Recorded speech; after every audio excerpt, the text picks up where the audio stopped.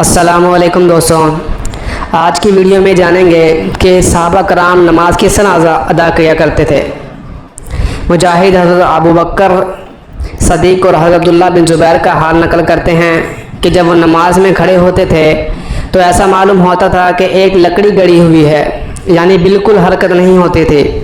علماء نے لکھا ہے کہ حضرت ابن زبیر نے حضرت ابو بکر صدیق سے نماز سیکھی اور انہوں نے حضور سے، یعنی جس طرح حضور نماز پڑھتے تھے اسی طرح حضرت ابو بکر صدیق نماز پڑھتے تھے، اور اسی طرح عبداللہ بن زبیر۔ ثابت رضی اللہ تعالیٰ عنہ کہتے ہیں کہ عبداللہ بن زبیر کی نماز ایسی ہوتی تھی کہ گویا لکڑی ایک جگہ گاڑ دی۔ ایک شخص کہتے ہیں کہ ابن زبیر جب سجدہ کرتے تو اس قدر لمبا اور بے حرکت ہوتا تھا کہ چڑیاں آ کر کمر پر بیٹھ جاتی۔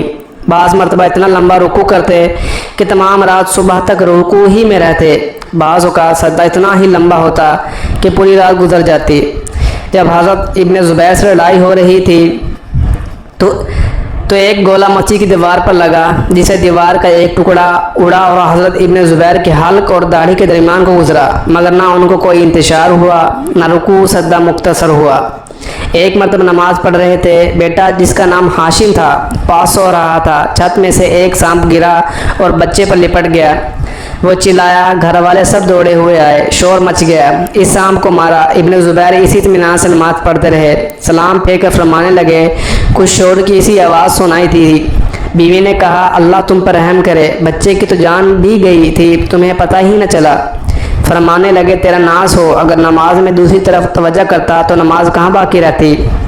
حضرت عمر کے آخر زمانے میں جب ان کو خنجر مارا گیا، جس کی وجہ سے ان کا انتقال ہوا تھا، تو ہر وقت خون بہتا تھا اور اکثر غفلت بھی ہو جاتی تھی، لیکن اس حالت میں بھی جب نماز کے لیے متنبہ کیے جاتے تو اسی حالت میں نماز ادا فرماتے اور ارشاد فرماتے کہ اسلام میں اس کا کوئی حصہ نہیں جو نماز چھوڑ دے۔ حضرت عثمان رضی اللہ تعالیٰ عنہ تمام رات جاگتے اور ایک رکعت میں پورا قرآن شریف ختم کر لیتے۔ حضرت علی کی عادت شریفہ یہ تھی کہ جب نماز کا وقت آ جاتا تو بدن میں کپ کپی آ جاتی، چہرہ زرد ہو جاتا۔ کسی نے پوچھا، یہ کیا بات ہے؟ فرمایا، اس امانت کا وقت آ گیا ہے جس کو اللہ جل شانہ نے آسمان اور زمین اور پہاڑوں پر اتارا تو وہ اس کے تحمل سے عاجز ہو گئے، اور میں نے اس کا تحمل کیا ہے۔ حلف بن ایوب سے کسی نے پوچھا کہ تمہیں نماز میں مکھیاں تنگ نہیں کرتی؟ فرمایا کہ فاسق لوگ حکومت کے کوڑے کھاتے ہیں اور حرکت نہیں کرتے اور اس پر فخر کرتے ہیں اور اپنے صبر و تحمل پر کرتے ہیں کہ اتنے کوڑے مارے میں ہلا تک نہیں، میں اپنے رب کے سامنے کھڑا ہوں اور ایک مکھی کی وجہ سے حرکت کر جاؤں۔ مسلم بن یسار جب نماز کے لیے کھڑے ہوتے تو اپنے گھر والوں سے کہتے کہ تم باتیں کرتے رہو، مجھے تمہاری بات کا پتہ ہی نہیں چلے گا۔ ایک مرتبہ بصرہ کی جامع مسجد میں نماز پڑھ رہے تھے کہ مسجد کا ایک حصہ گرا، لوگ اس کی وجہ سے دوڑے، وہاں جمع ہوئے، شور و شغب ہوا، مگر ان کو پتہ ہی نہ چلا۔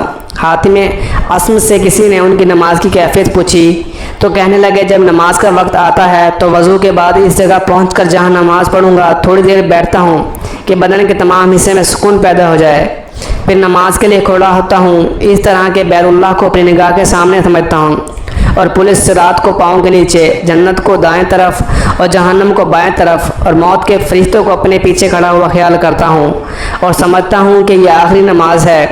اس کے بعد یہ پورے خشوع و خضوع سے نماز پڑھتا ہوں اور اس کے بعد امید اور ڈر کے درمیان رہتا ہوں کہ نامعلوم قبول ہوئی یا نہیں۔ دوستو، یہ حال تھا صحابہ کرام کے نماز کا۔